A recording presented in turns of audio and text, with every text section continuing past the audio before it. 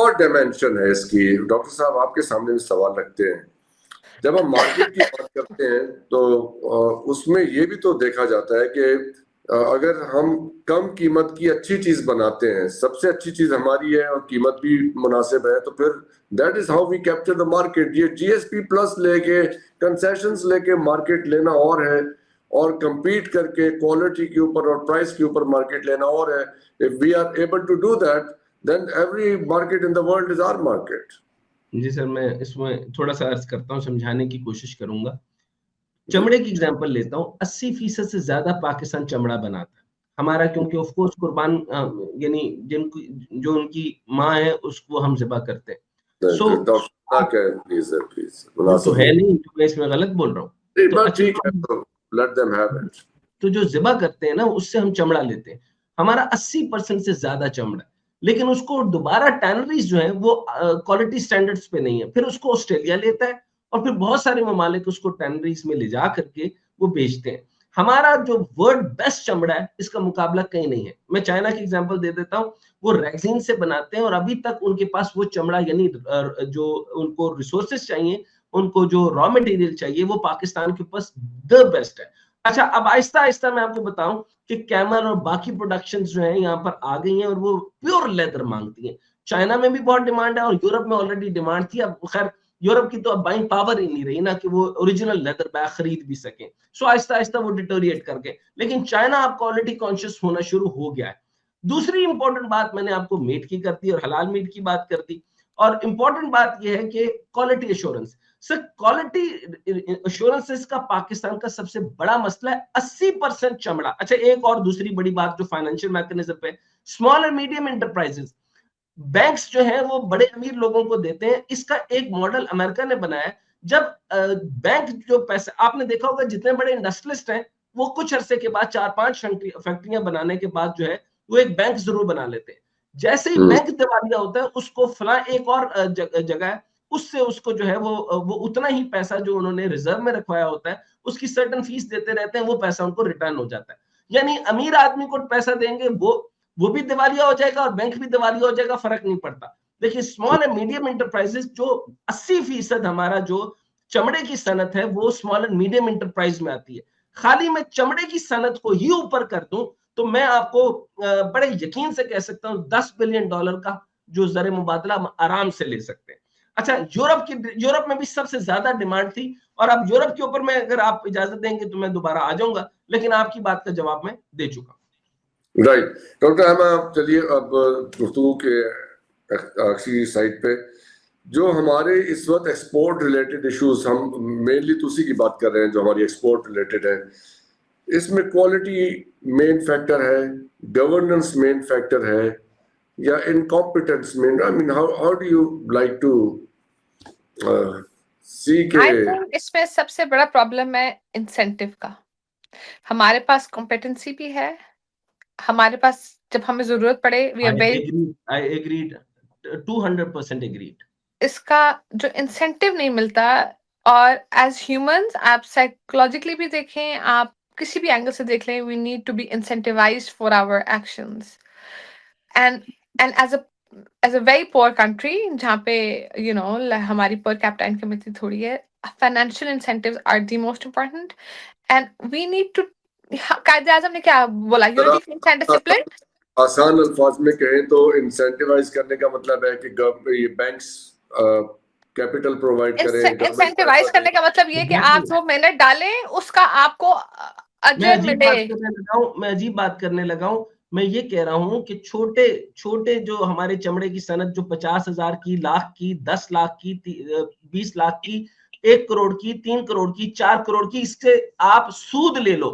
अच्छा, मेरे पे फतवा ना लगा देना बाय द वे।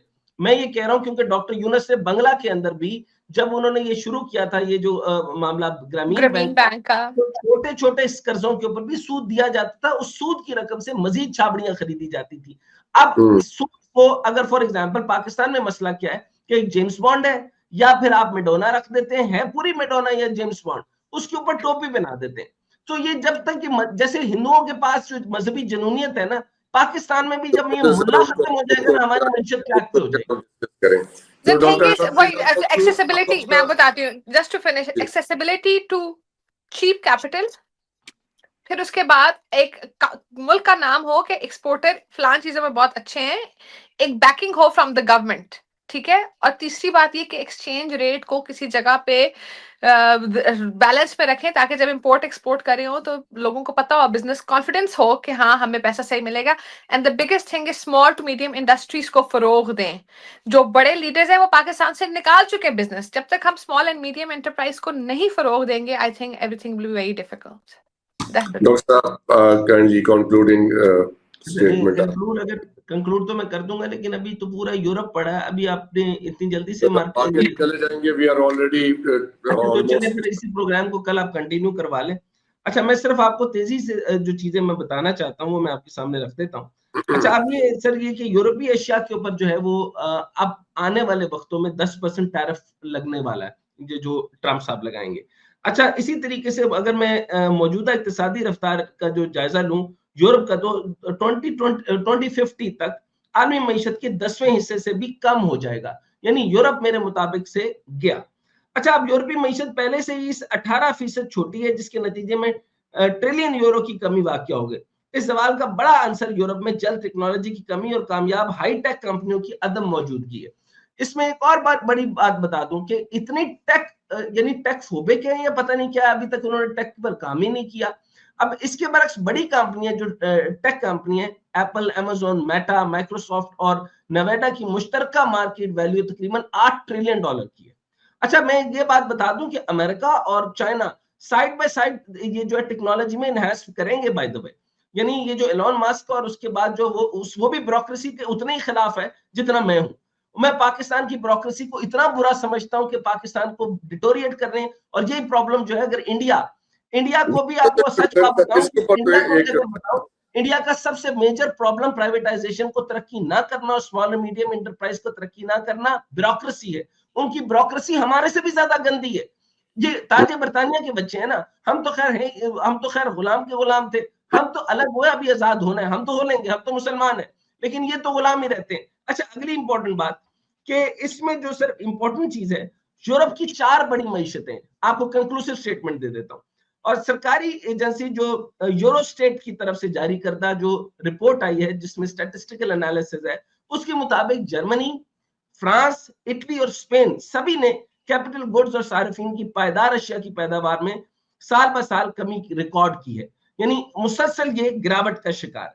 यूरोप जुलाई 2023 में यूरोपियन यूनियन में 2024 के दरमियान यूरोजोन में सनती पैदावार 2.2% और यूरोपियन यूनियन में 1.7% की कमी वाक़या होगी। तो पाकिस्तान के लिए गैप निकल आया सर। इसके मतलब है कि हम अगर खाली बंगला भी अपनी जो है वो टेक्सटाइल बढ़ा दे, मैं चाइना में बैठकर बता रहा हूं कि चाइना को इतनी जो यानी क्वालिटी स्टैंडर्ड के ऊपर जितनी क्वालिटी और स्टैंडर्ड पाकिस्तान की टेक्सटाइल का है, चाइना का नहीं है, और यूरोप में भी वैसा नहीं है। सो हमारे पास एक बहुत बड़ा गैप है जो हम निकाल सकते हैं। Outstanding quality we produce, yes, outstanding quality. हम सिर्फ जो यूरो स्टेट के लेकिन एक second, with the cotton, I just want to interrupt and I want to say there's a lot of cotton coming from Egypt and there's a lot of cotton coming from Czech Republic, ठीक है, जो Europe के अंदर से produce हो रहे हैं। they have, and Serbia and Czech Republic, they have very high cotton standard, जिसकी वजह से पाकिस्तान की जो imports हैं यूरोप में कॉटन की वो कम होती जा रही है। so we have to look into what they are doing as well। उसकी कॉस्ट का मसला आ जाएगा ना, वही मैं आपको अर्ज कर रहा हूँ कि जो नया स्टैट है ना, जो इसका यूरोस्टैट के मुताबिक इसके जरिए रिकॉर्ड की गई है जो है, उसमें हंगरी में भी 6.4% और जर्मनी में 5.5% और इटली में 3.3% और फ्रांस में 2.3% जो है वो डिक्रीज हुआ है। दूसरी तरफ बहुत कम ममालिक ने तरक्की देखी है, जैसे डेनमार्क हो गया, यूनान हो गया। डेनमार्क है सर 19.8% पे और तकरीबन यूनान है वो 10.8% पे और फिनलैंड है 6.4% पे। अगर तेजी के साथ मैं सिर्फ आपको एक लाइन में अगर बताऊं तो रूसी यूक्रेनी जंग ने जर्मन मईशत को 100 बिलियन यूरो का नुकसान दिया है। सर कितना? 100 बिलियन यूरोस, $100 बिलियन। एंड और इसके अंदर एक मुनाफिक मुल्क, एक हिपोक्रेटिक मुल्क, कौन? इंडिया। अच्छा, जर्मन का जो कारसाज जो कारें बनाते हैं, जो इदारे हैं, वो चीन के सामने इस वक्त बेबस हो गए। अगर मुझे लास्टली ये कहने दें तो फिर मैं आपको जो है वो कंपैरिजन बता दूं ऑटोमोबाइल मार्केट का। ज़राअत तो है ही है, नंबर 1 पाकिस्तान के लिए सिर्फ गैप इस वक्त ऑटोमोबाइल में घुसना नहीं है, एग्रीकल्चर एंड एग्रीकल्चर, और फिर इसके बाद जो है वो सफारती ताल्लुकात। अगर आप कंटिन्यू करना चाहते हैं तो कल हम जो है तो मैं पूरे यूरोप की और खासतौर पे जर्मनी की, क्योंकि जर्मनी की मर्सिडीज से लेकर BMW ये कार्स कमाल की हुआ करती थी, लेकिन इस पर गो ग्रीन है। सो गो ग्रीन के साथ चलना है और इस वक्त इनिशिएटिव सिर्फ गो ग्रीन का है। सो गो ग्रीन के अंदर मैं आपको फिर बताऊंगा कि कितने % जो है वो जो चीन है उसका मुकाबला नहीं होगा। हाँ, अमेरिका के बारे में खबर दे दूं कि जितना इन्वेस्ट चाइना कर चुका है उससे 8 गुना ज्यादा वो इन्वेस्ट करके जो इलेक्ट्रिक व्हीकल्स है वो बनाने की तैयारियां कर रहा है। सो मैं आपको एक आखिरी बात करता चलूं, चाइना और अमेरिका ये सब देखते रह जाएंगे, ये मेरी प्रेडिक्शन याद रखें। ये और इनको कहना पड़ेगा कि ये अभी तो गालियां बक रहे हैं ना, बाद में मुझे हेनरी किसिंजर के नाम से याद करेंगे। चाइना और अमेरिका ब्रिज होगा और पाकिस्तान उसमें रोल प्ले करेगा। Thank you so much doctor Aima, आप लोगों को देखने का शुक्रिया। गुड नाइट, पाकिस्तान जिंदाबाद।